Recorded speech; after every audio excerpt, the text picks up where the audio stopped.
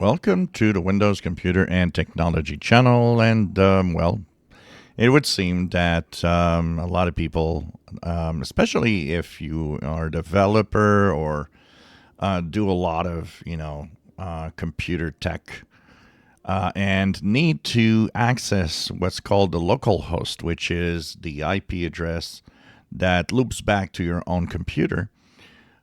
The Patch Tuesday updates of either October or maybe even the preview update of September broke that path.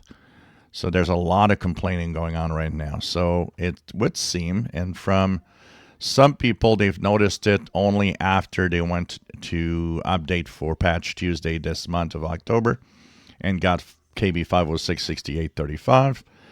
But there are some, and I've seen some blog posts of guys saying that no, the update preview, that cumulative update preview that was in September, that's where it all started, possibly.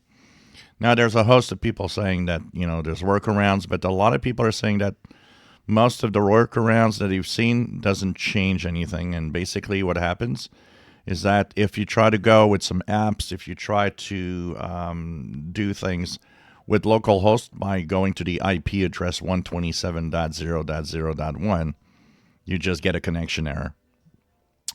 So Microsoft has not confirmed it yet, but there's enough blog posts and enough problems being posted out there that it seems it is a problem.